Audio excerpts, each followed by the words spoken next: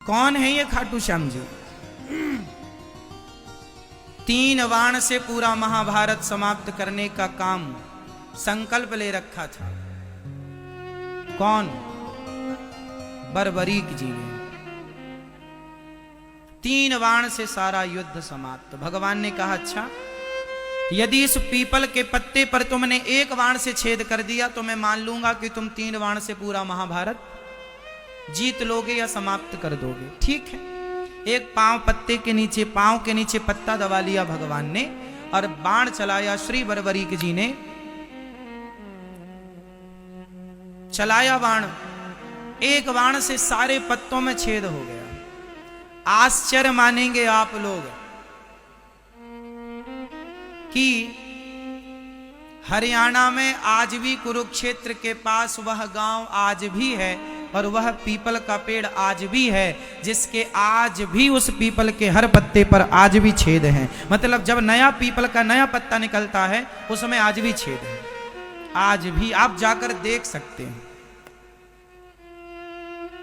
आज भी ये बात कितनी पुरानी है? 5000 साल पुरानी है लगभग। भगवान ने तुरंत सिर काट दिया बर्बरीक जी का। हाल कर लूंगा। अच्छा बताइए, भगवान ने बर्बरीक जी का सिर काट दिया तो क्या भगवान ने बर्बरीक जी के साथ सही किया कि गलत किया? आपके हिसाब से भगवान ने सही किया कि गलत किया? भाई किसी का आपने सिर इसलिए काट लिया कि आप बहुत बड़े बलवान हैं, आप 3 बाण से पूरा युद्ध जीत लेंगे, तो आपका सिर काट दिया गया। तो भगवान ने सिर काट के सही किया भगवान श्री कृष्ण ने या गलत किया? जोर से सही किया। क्या सही था इसमें? सही किया। चलो मैं मान गया, मैं भी अभी कहूंगा कि सही किया, पर इस सही को सिद्ध करना पड़ेगा। कैसे सही है? इस सही को सिद्ध करना पड़ेगा। कैसे सिद्ध करेंगे आप? चलो हम बता दें आपको। ऐसे सिद्ध होगा कि भगवान ने कहा था कि तुम किसके पक्ष से युद्ध करोगे?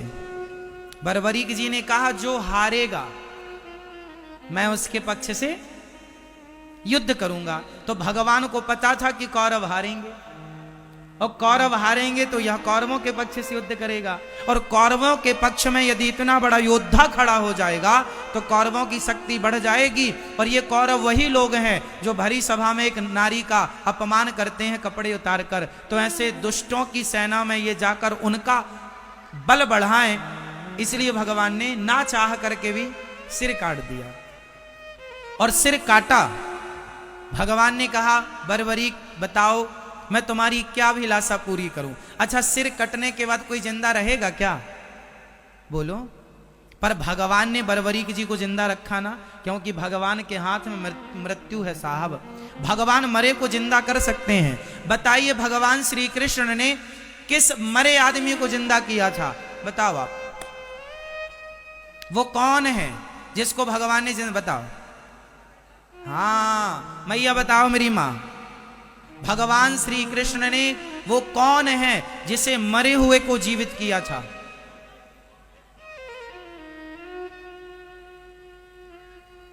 चलो भैया बताओ।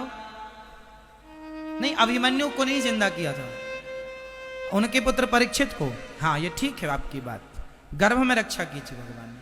पर एक और ज्वलंत बात, गुरु जी का पुत्र सांदीपनी उज्जैन में रहते थे। गुरु जी सांदीपनी जी उज्जैन में रहते थे, जहां भगवान श्री कृष्ण पढ़ने गए और 64 दिन में 64 कलाएं सीखी। जहां पर सुदामा जी से भगवान की मित्रता हुई, वहां पर जब पढ़कर भगवान आने लगे तो भगवान ने गुरु जी से कहा, गुरु जी मैं आपको दक्षिणा में क्या दूं? तो गुरु जी ने कहा कि अपनी मां से पूछ लो। तो गुरु माता से पूछने गए, गुरु माता जी आप बताओ क्या चाहिए? गुरु जी तो कुछ कह नहीं रहे हैं। तो गुरु माता ने कहा, कन्हैया तुम हमें छोड़कर ना जाओ, यही हमारी गुरु दक्षिणा है। भगवान ने कहा, मां मुझे तो जाना पड़ेगा, कुछ और मांग लो। तो फिर एक काम करो, मेरा बेटा था वो मर गया था, कई साल पहले मर गया था, उसकी बॉडी भी खत्म हो चुकी थी, हड्डियों का भी पता नहीं था। हमें जिंदा करके दो। अब भगवान हो, अब भगवान तो भगवान है, ठीक है चले यमराज के पास, चलो हमारे गुरुजी के बेटा को लाओ।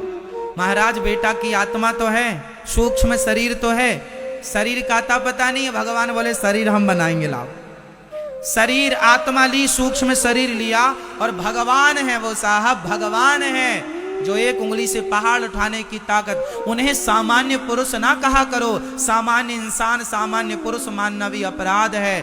गुरु जी के मरे हुए पुत्र को शरीर बनाया भगवान ने अपने बल से, और आत्मा डाल दी, जिंदा करके दिया था गुरु जी का बेटा। ऐसे भगवान है। जो भगवान गुरु पुत्र को जीवित कर सकते हैं, वो बरबरीक जी के कटे हुए सिर को बचाए रखें, इसमें कोई आश्चर्य नहीं। अब भगवान ने कहा बताओ तुम्हारी क्या इच्छा है।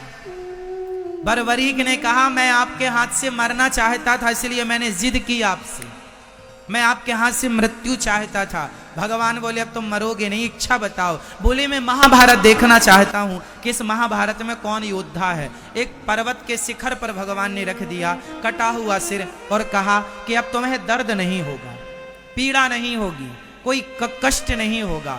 रखा 18 दिन तक खूब युद्ध हुआ। युद्ध पूरा हुआ, पांडव जीत गए। कुछ दिन के बाद भगवान बरबरीक जी से मिलने गए पांडवों को लेकर। भगवान ने बरबरीक जी से कहा भैया बताओ कि महाभारत में तुमने सबसे बड़ा योद्धा किसे माना है, किसे आप बड़ा योद्धा मानते हैं। अर्जुन को लगा अपने ही नाम आएगा, गांडीवधारी। भीम भैया बोले हमारा गदा काम कर गया है। पर बरबरीक जी ने मुस्कुराते हुए कहा प्रभु इस महाभारत में मुझे आपके सुदर्शन चक्र के अतिरिक्त कुछ दिखाई ही नहीं पड़ा। पांडवों का अर्जुन जो जो बाण छोड़ता था अपने गांडीव से, वो 10 कदम पे जाके गिर जाते थे। वो तो आपका सुदर्शन चक्र उन्हें गति प्रदान करता था, उन्हें बल प्रदान करता था। अब अर्जुन को समझ में आया कि महाभारत के असली हीरो हम नहीं, ना करते हुए भी भगवान सब करते हैं। जैसे महाभारत में कुछ ना करते हुए मेरे कन्हैया ने सब कुछ किया, भगवान ना करते हुए सब कुछ करते हैं। तो बरबरीक जी से कहा अब तुम्हारी इच्छा बताओ। प्रभु बस आपका दर्शन हो गया, कोई कामना नहीं। भगवान बोले सुनो तुम निर्दोष हो, तुमने कोई अपराध तो किया नहीं, मैं तुम्हें मृत्यु दंड किसका दूं। इसलिए जाओ अब से तुम खाटू में रहना, और मेरे अब तुम बरबरीक के नाम से नहीं, मेरा अपना मेरे बहुत सारे नाम है।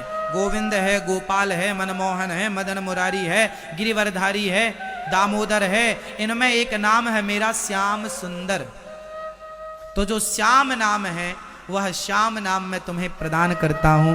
तुम जाओ और खाटू में निवास करो। और तुम अब कलयुग में जो हार रहे हैं भक्त, उन हारे के सहारे बनते रहना। इसलिए उन्हें हारे का सहारा कहा जाता है। और श्याम नाम भगवान ने प्रदान किया, तो श्याम के नाम से चूंकि खाटू में विराजे तो खाटू श्याम कहते हैं। बोलिए खाटू श्याम की। ऐसी कथा है श्री खाटू नरेश की। इसलिए 3 बाण उनके पास आज भी हैं। आप देखते हैं, दर्शन करते हैं, हारे के सहारे हैं। मतलब अब हारे के सहारे का मतलब ये नहीं कि तुम गलत काम करो और पुकार लो हे खाटू श्याम हम तो गलत चोरी करते करते पकड़े गए अब बचाओ।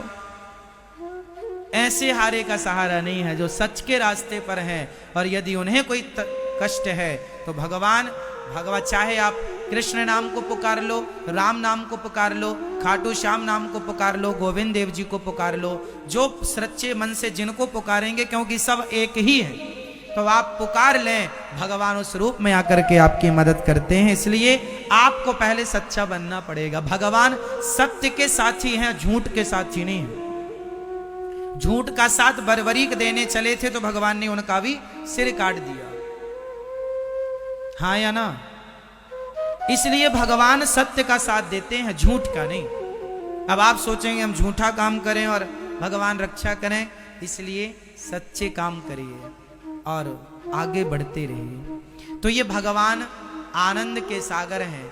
भगवान का चिंतन करो, भगवान परम आनंद को प्रदान करने वाले हैं। संसार में जो सुख है वह क्षणिक है, इसलिए संसार का काम करना चाहिए, पर काम करते हुए बस ये याद रखे रहो कि हे नाथ मैं आपको कभी, सब बोलो मेरे संग, बोलो हे नाथ मैं आपको कभी भूलूं नहीं, हे नाथ मैं आपको कभी भूलूं नहीं।